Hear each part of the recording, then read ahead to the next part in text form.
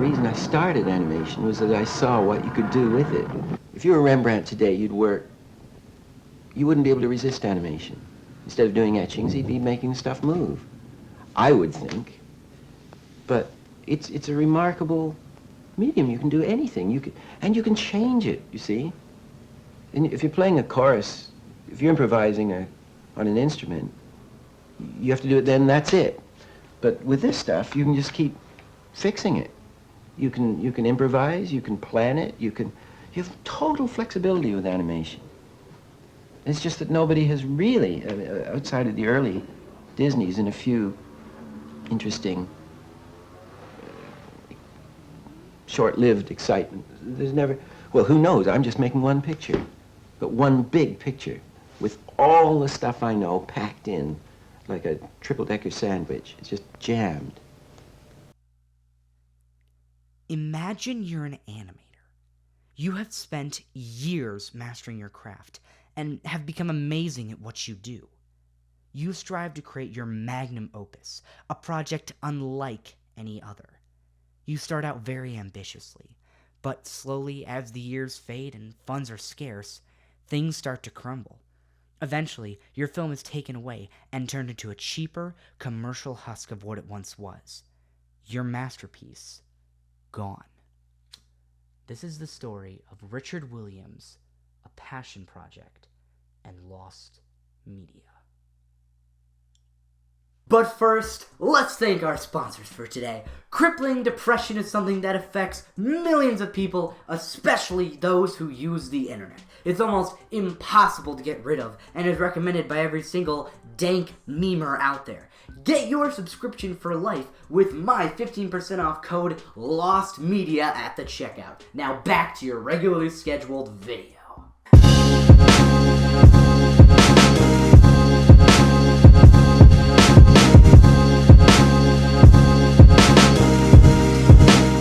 Hello and welcome once again to the Cartoon Catastrophe, where the lines between surrealism and reality blur with each passing episode.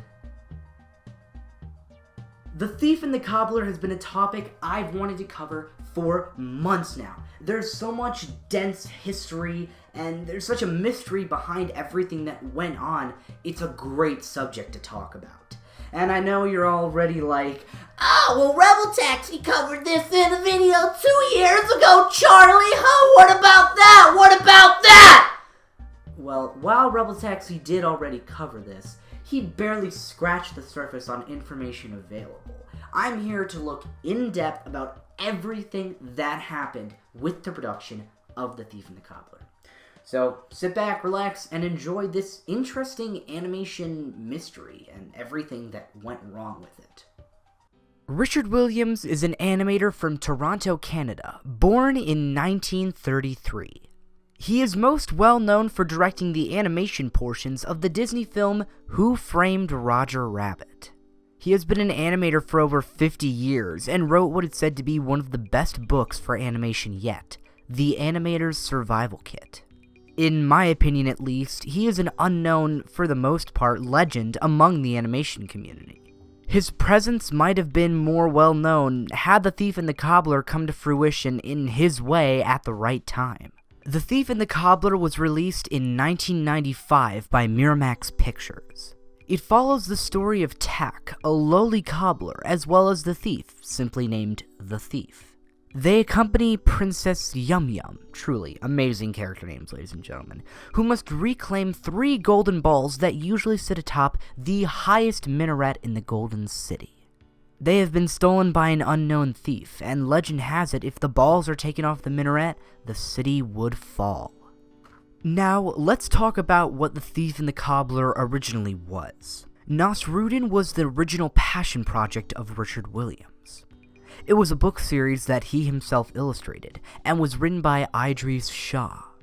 It was a series of books that apparently collected the stories of a Seljuk satirical Sufi by the name of Mala Nasruddin.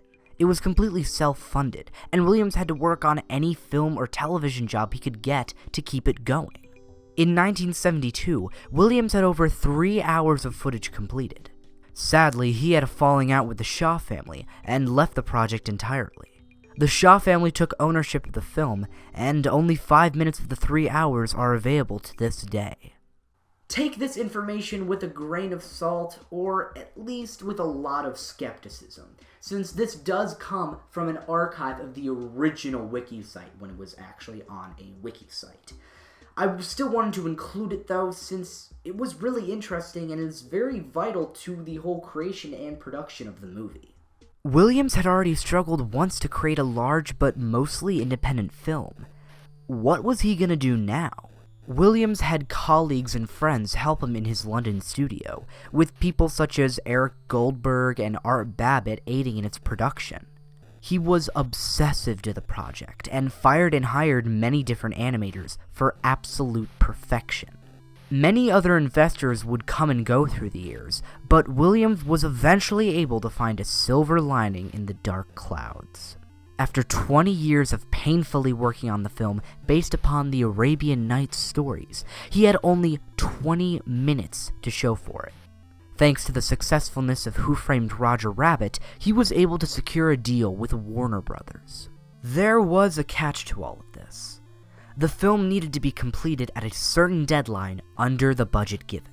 As we know now, this obviously did not happen. The date that The Thief and the Cobbler was supposed to be finished, Williams still had 15 minutes left to complete. His perfectionist attitude was both a blessing and a curse. 28 years of work, taken. Almost 3 decades of Richard Williams' life was devoted to this movie. Soon after it was seized, the rest of the animation was finished overseas in Korea. It was rushed to compete with Disney's Aladdin and was heavily edited. The movie was released with many negative reviews. With an apparent budget of $28 million, it made only $669,276. It was a commercial and financial failure. The original film was smuggled out by a few of Williams' animators and colleagues, and was cut into what is now known as the recobbled cut. Using animatics, pencil tests, and storyboards, they tried to recreate his vision to the fullest extent. Williams created his own recobbled version, and said that it would be the closest to a real version that they would ever come to. Many of the missing parts are scattered all over the world, and it would be impossible to locate. I don't really want to have a personal opinions segment in this episode, since I don't really think it's needed, but I will say this. I understand both sides of the story. Williams was an artist who really wanted to create something special. His own masterpiece, his own real work of art. But on the other hand, Warner Bros. Is a company, and they're a business. They need to make money. They can't just go around throwing out money to random people for projects that are going to take forever. And Williams went over his contract. There was a due date, and he didn't make it. So, while I understand both sides of the story, I understand the company, since they need to make money. This, to me, is one of the greatest pieces of lost media that goes overlooked. I really do find this interesting, and I hope that Williams is able to complete his now tried magnum opus, which currently only has a 6-minute prologue. Richard Williams is an animation genius that goes so overlooked, even with The Thief and the Cobbler. Thank you for watching this more serious episode of the Cartoon Catastrophe, and remember to never stop searching.